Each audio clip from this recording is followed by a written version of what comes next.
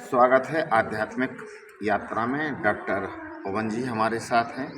Sir, सीधे प्रश्न पे आते हैं। मोह क्या है? मोह के परिणाम दुष्परिणाम क्या होते हैं? एक्चुअली जो मोह है ना, इसको मोह सागर बोलते हैं। मोह सागर माने कहलाती है अज्ञान। तो जो जैसे आप एक स्वप्न अवस्था में हैं, तो स्वप्न अवस्था में आप जो भी स्वप्न देख रहे हैं, उस अवस्था में आप ये नहीं कह सकते कि मैं स्वप्न देख रहा हूँ। आप उस अवस्था की बात जब आप जागृत होते हैं, तब आप बोलते हैं कि मैंने आज सपने में ये देखा। तब आपको पता होता है कि वो स्वप्न था। जी। इसी प्रकार इस संसार का जो मोह सागर है, मोह संसार से मतलब पूरा अखंड ब्रह्मांड। जी जी जी। और उससे ज़्यादा मोह संसार होता है एक माता का पुत्र के प्रति, एक पिता का पुत्री के प्रति, पति का पत्नी के प्रति, पत्नी का पति के प्रति। श्री दुर्गा सप्तशती में एक आख्यान प्रारंभ होता है। एक राजा थे सूरथ नाम के, और एक वैश्य था समाधि नाम का।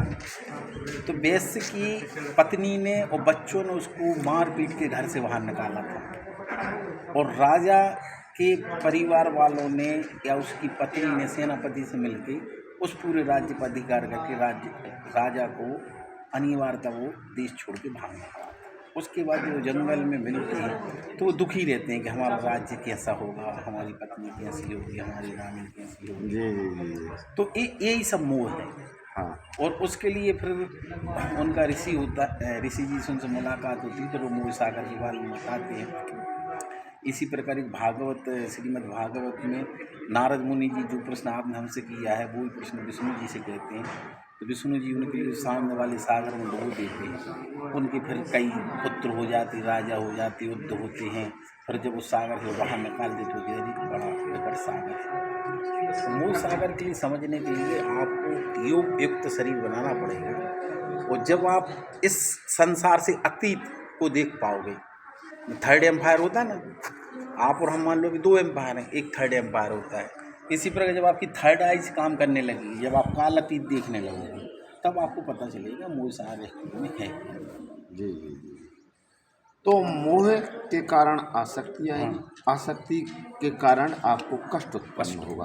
तो इसकी निवृत्ति कैसी है श्रीमान जी? उसकी केवल निवृत्ति ये है, जैसा कि श्रीमद् गीता में कृष्ण जी ने बोला है, यह सिर्फ आपका कर्म पे अधिकार है, आपका फल पे अधिकार नहीं है। आप यदि पिता हैं, यदि आप पुत्र हैं, तो आप अपने पिता होने का, पुत्र होने का, भाई होने का, टीचर होने, समाज में काल और स्थान के अनुसार जो आपको पद मिला है, खुद पद अनुकूल आप कार्य करके उसको छोड़ दें, उसकी फल की चिंता ना करें। एक पुत्र आपके लिए क्या कर रहे हैं जरूरी नहीं है, जरूरी ये है कि पिता के नाते में अपने पुत्र को क्या कर सकते हैं। जब कुछ मर्मज्ञ मनीषियों ने कहा है कि इस सत्संग और भजन से भी आप इससे निवृत्ति पा सकते हैं। तो अब भजन और सत्संग है क्या? तुलसी बाबा ने रामायण बोला है, एक घड़ी आदि में पुनियात हो, तुलसी संगत साधु के कटे कोटि अपराध। तो एक और बुंदेली, अपनी बुंदेली में कबीर की एक दोहा है कि खींचत खींचत माली मर गए और खोदत खोदत मूसा मर गए, और मौज करे भुजंगारे। और सींचन सींचन माली मर गए, मौज करे भौरारे। और खोदक खोदक मूसा मर गए, मौज करे भुजंगारे। इसका अर्थ ये है कि वृक्षों में पानी माली डालता है, लेकिन उनके फूलों का रस स्वादन कौन करता है? मधुमक्खी या भौरा। बिल कौन खोदता है? चूहा। लेकिन उस पर रहता कौन है? सांप। इसी प्रकार पढ़त पढ़त के पंडित मर गए और मौज करे सत्संगारे। पढ़ते कौन है? पंडित। हाँ। लेकिन उसका जो सारांश है वो सत्संग में उसमें, इसलिए जो सार मिलता है, एसेंस बोलते हैं जिसको, पूरे धर्म का जो सार है वो सत्संग में। बहुत बढ़िया। सत्संग से बड़ी कोई इस मतलब दुनिया में आपको मोक्ष मार्ग के लिए कोई चीज़ है ही नहीं।